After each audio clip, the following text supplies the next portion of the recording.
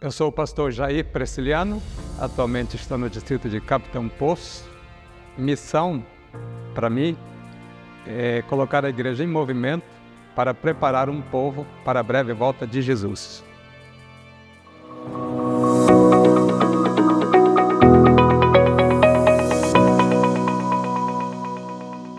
Muito bem, é uma alegria estar de volta aqui com vocês nessa semana, a sexta semana do estudo da lição da Escola Sabatina. Eu já estou aqui com a lição número 6 em mãos, estou com a Bíblia aberta e você deve estar com papel e caneta aí para nós fazermos as anotações e pontuarmos aquilo que é de destaque na lição. Lembre-se que a nossa proposta aqui não é estudar a lição. Eu recomendo que vocês assistam outros canais muito bom conceituado e muito bem proveitoso para esse propósito. Aqui você não estuda a lição, aqui você pega dicas de metodologia para que você consiga, que é aí que está o drama, para que você consiga revisar a lição no tempo de pelo menos 30 a 35 minutos. Então esse é o propósito do nosso canal, dar condições para que você, entendendo o assunto, tendo estudado a lição, consiga apresentá-la sem atropelos, em tempo hábil, para que nunca fique, como muitas vezes acontece, você sabe do que eu estou falando, você que é da Igreja Adventista e frequenta alguma classe de escola sabatina, boa parte delas começam a lição e não conseguem terminá-la. E o nosso propósito aqui no canal é ajudar você a começar e terminar a revisão do tema. Nessa semana, motivação e preparo para a missão. Olha o verso para memorizar. São estas as palavras que eu lhe falei, estando ainda com vocês. Era necessário que se cumprisse tudo o que está escrito a respeito de mim na lei de Moisés, nos profetas e nos salmos. Observou o que eu grifei aí? Era necessário que se cumprisse tudo o que está escrito. A pergunta é, o que é que estava escrito mesmo? Você já parou para pensar? Porque você leu o texto e Jesus está dizendo assim, era necessário que se cumprisse o que está escrito. Sim, mas o que é que estava escrito?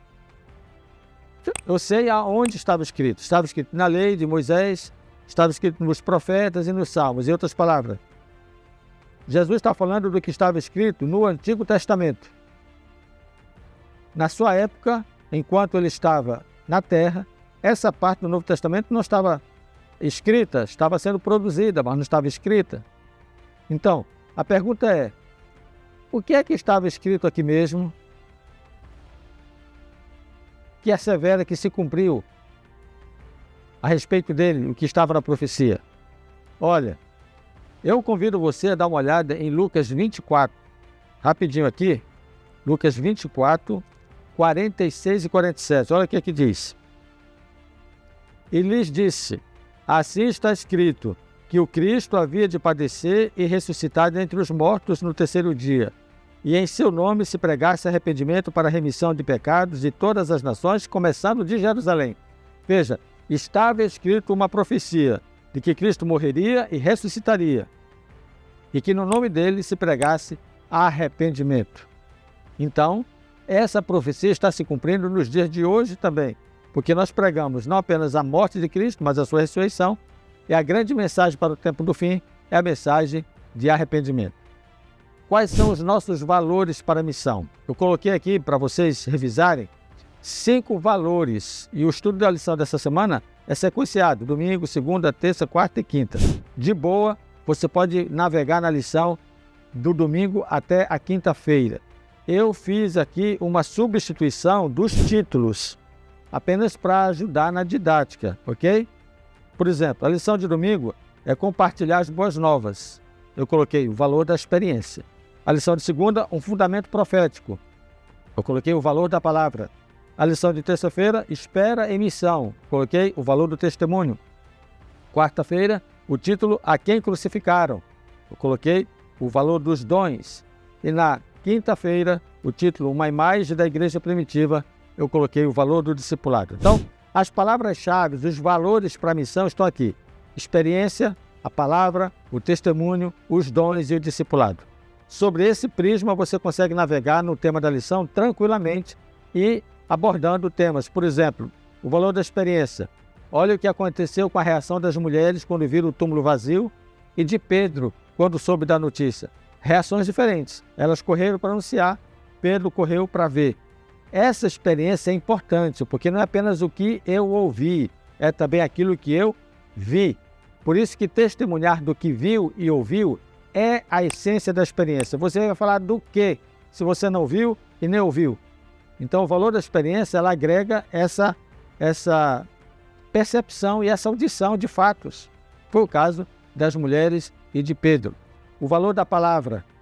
Lembre-se do seguinte, os sinais devem ter confirmação na palavra. Onde é que está fundamentada a sua fé? Por exemplo, a fé no advento, na volta de Jesus, está fundamentada no quê? É só no que você acha? Eu acho que Jesus vai voltar. Não. Sustente na palavra que Jesus vai voltar. Há evidências aqui na Bíblia que demonstram que ele vai voltar. Os sinais devem ter confirmação na palavra. Não esqueça que Jesus mostrou os sinais, mas ele disse, só dê uma olhada lá porque estava escrito que isso aqui ia acontecer. Entenderam? Então não basta sinais. Você precisa ter a confirmação na palavra profética, porque sinais o inimigo também faz. Mas crer na palavra profética, aí é só quem lê, ok? O valor do testemunho. Esse é um outro valor que agrega bastante. Leia com a sua unidade de ação Atos 1:8, que fala daquela promessa. E recebereis poder ao descer sobre vós o Espírito Santo. Lembram? E sereis minhas testemunhas, tanto em Jerusalém, Judéia, Samaria e até os confins da terra. Verso 8. Há uma palavra-chave aqui, ó. E sereis minhas testemunhas. Esse, para mim, é o ponto-chave. Lembre-se que esse processo envolve um compromisso com a missão. No momento em que esse texto foi declarado, Judas havia já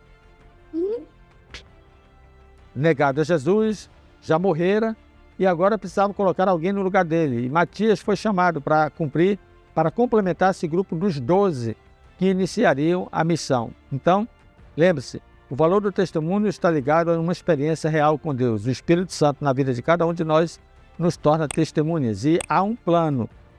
E esse plano deveria ser cumprido. No caso, pelos 12. Matias veio e complementou esse número. O valor dos dons. Aqui é interessante. Para os dons, eu sugiro que você leia 1 Coríntios 12, 4-7, que fala da diversidade dos dons. Esse dom foi manifestado no Pentecoste, logo em seguida ao derramamento do Espírito Santo. E os discípulos falaram em línguas. E houve uma conversão extraordinária naquela ocasião. E o propósito dos dons, lá em 1 Coríntios 12, 4-7, diz Paulo que é dado com um fim proveitoso, para um fim proveitoso. Então você precisa desenvolver os dons com um propósito. Esses dons são dádivas de Deus para você. E finalmente, a lição de quinta-feira fala do valor do discipulado, que é bom que você explore um pouco mais esse texto de Atos 2, 42-47. Lembre-se, discipulado é perseverança na doutrina, é unidade na palavra, é culto e confraternização, é celebração e é espírito de simpatia perante a comunidade. Se você tiver desenvolvido essas características do discipulado, você terá a percepção de uma igreja que cresce. Aliás, esta é a melhor notícia sobre missão. Enquanto se vivia o discipulado, o Senhor lhe acrescentava dia a dia os que iam sendo salvos. Entenda uma coisa, crescimento é fruto da ação de Deus na vida de pessoas. O que nós podemos fazer aqui é preparar pessoas para receber este reino. O desafio, pense em alguém que você gostaria que fosse um crente. Ore diariamente por essa pessoa. E esse autodesafio também, quem você está discipulando? Quem você está discipulando e levando a um relacionamento com Jesus? Traga para a sua comunhão. Envolva ele na sua comunidade de crentes. Que Deus abençoe você. Nós estamos em grande desafio, porque a lição dessa semana, desse trimestre, nos convida a vivermos experiência de missão. Então, saia do estudo e vá para a ação. Que Deus te abençoe. Um grande abraço e até a próxima semana.